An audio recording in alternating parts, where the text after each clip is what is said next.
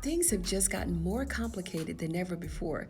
We all saw this coming, but there's so much more to this twisted story. So let me take you upstairs to Doc's apartment. We weren't invited, so we're going to peek in through the window for just a few minutes. When the police chief demanded that Detective Davis get down and dirty with her investigation, that's exactly what she did. Y'all, when Doc came home from the club, wow.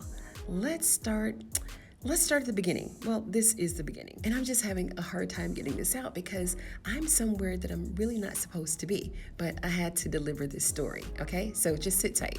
We all knew that Detective Davis was going to give in.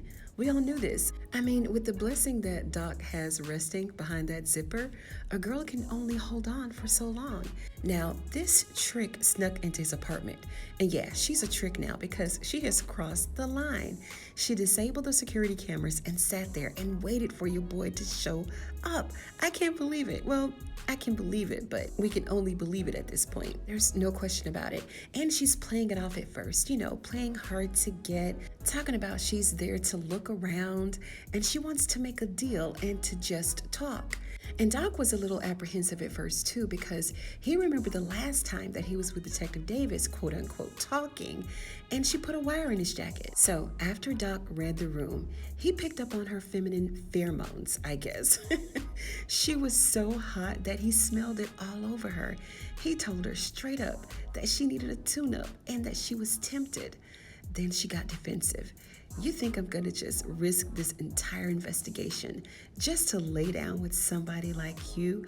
All that small talk was about to come to an end though, real quick. She told Doc one last time, look, you should really reconsider talking to me and striking a deal. I'm gonna make it worth your while.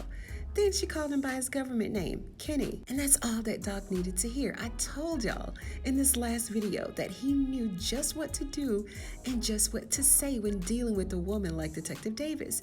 He told her that she was the type of woman who liked to be dominated and punished at the same time. So this direction of conversation proceeded. Then Doc touched her. Then she said, you don't get to touch me. So he said, okay. He leaned back on the couch, bucket naked, nothing but them glasses on. And he's like, well, if I can't touch you, then you can watch me touch myself. And that he did. That was it. That did it. That was the straw that broke the camel's back. Then she tried to get up to leave, y'all. She tried.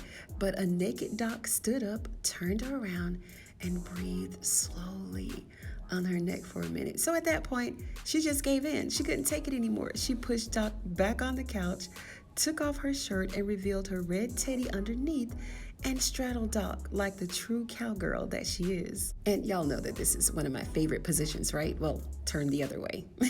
But the only thing wrong with this scene is that she should have gotten rid of those jeans too. And then they went to the next scene. What does this mean, good people? What does it all mean? Now, even though the police chief called this play, it's a play that Detective Davis was willing and ready and waiting to go in for.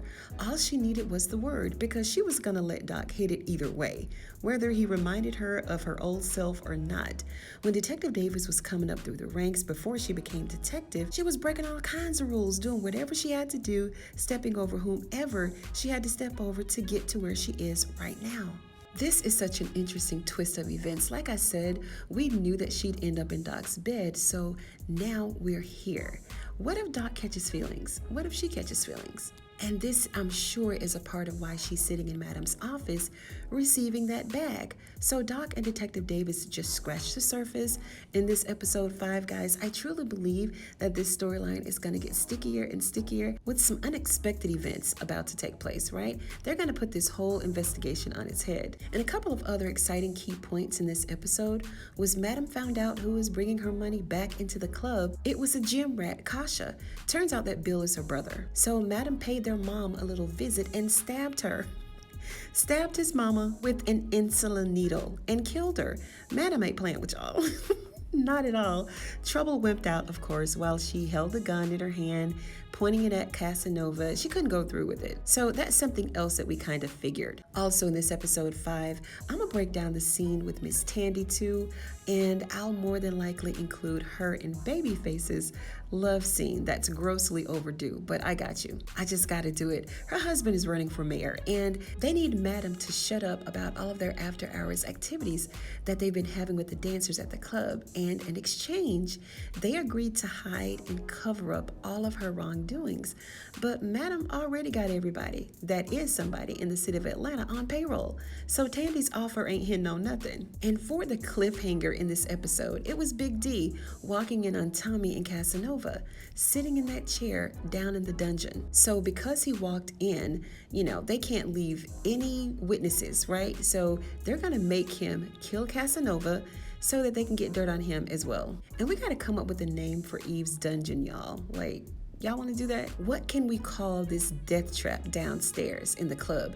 That chamber of darkness where all the enemies meet their fate. Drop me some interesting names below. We can make it a contest or something.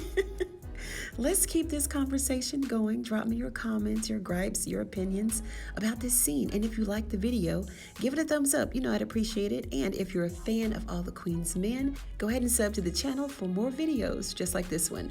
Thank you so much for joining me on today's episode of Ruthless TV, you guys. And I'm going to see you in the next one.